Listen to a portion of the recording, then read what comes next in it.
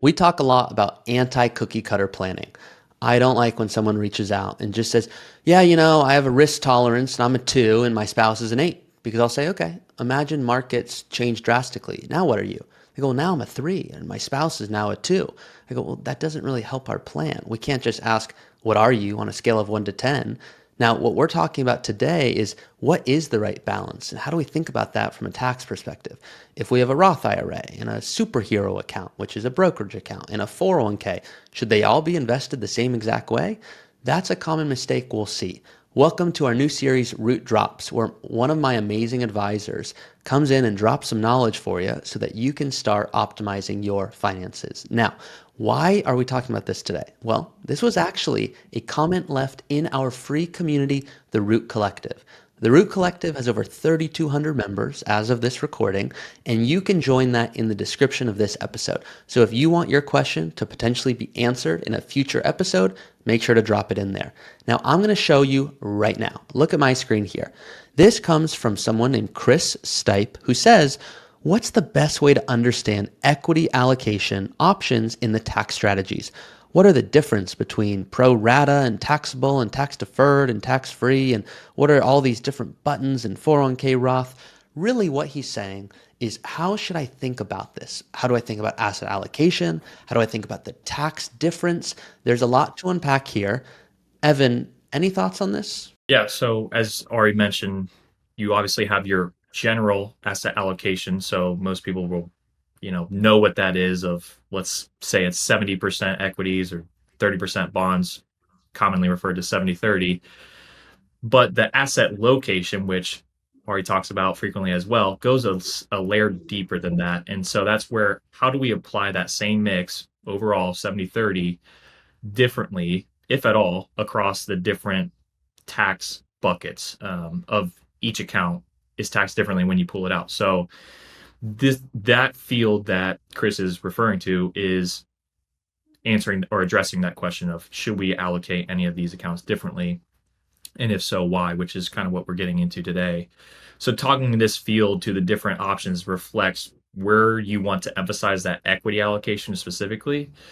Um, every case is different. So, it's hard to draw a rule of thumb, and that's why the software is good to kind of show you this is what it does in your particular situation. But we don't always want to rely on the software says this way, and so that's the reason, the software. So again, it always comes back to looking at your situation. But for us, this is an example of a setting in Right Capital that is not perfect because, for instance, the tax deferred bucket is always listed last, and typically the way we look at distributing assets in retirement, Ari talks a lot about the superhero account.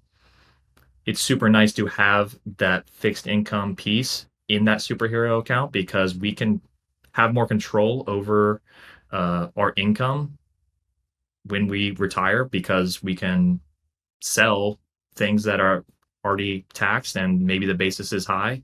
And so we could, funnel you your paycheck with potentially paying zero tax.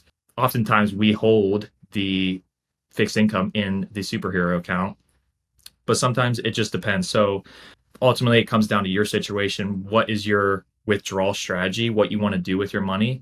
And based on that, then we can go from there in determining what and how we should allocate each tax bucket. So most people have that 70/30 allocation and they put 70/30 in each account, Roth, brokerage, 401k. But most people, they want the most aggressive in the Roth because we want it to grow as fast and as far as possible, then the 401k, then the superhero, like I said, to be least aggressive. Hope that's helpful. That last point was huge. I hope you guys heard that. And I think that is just so often overlooked. When we talk about helping people optimize, they want to optimize. And what they're doing is they're finding their asset allocation. Just like Evan said, 70/30. Most of you could probably tell us, yeah, I'm 60/40, or I'm 70/30, or I'm all stocks. But I bet you couldn't answer if Evan were to say, what's your actual asset location? Some of you are like, hey, did you just misspeak? Nope, Evan did not misspeak. He said asset location, not asset allocation. And location is his final point there.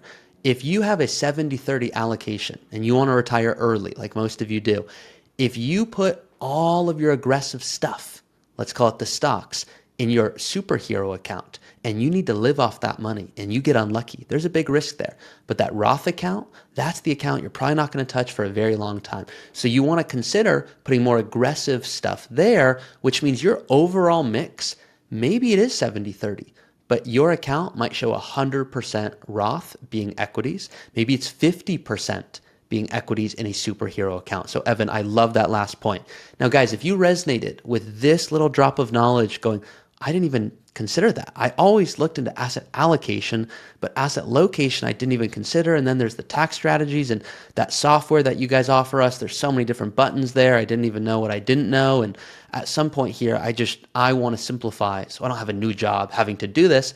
Evan works with a lot of our clients here at Root who want to retire early. He loves helping people optimize. If you go to our website, rootfinancial.com, in the upper right, you're going to see a little button, and it's going to say, see if you're a fit. If you click on that, you'll be asked a few questions, and you could start working with Evan to start optimizing your finances. Now, I only have one request here, and you guys know I'm all about transparency. If you resonated with this, please like this video. Please comment if there's something that you took away. It could be the asset location. It could be the fact that, wow, I didn't even know my own asset allocation. It could be, I didn't even know about that risk tolerance stuff. Whatever it may be, let us know in the comments. And then please share this with someone you want to retire early with. It's way more fun to retire early with friends and family. I mean, it's pretty cool if you get to retire early and brag and say you did it, but that only lasts for so long. That's when you want to bring some friends along the way. And once again, this is what we love to do. So hopefully this was helpful. We'll see you guys next time.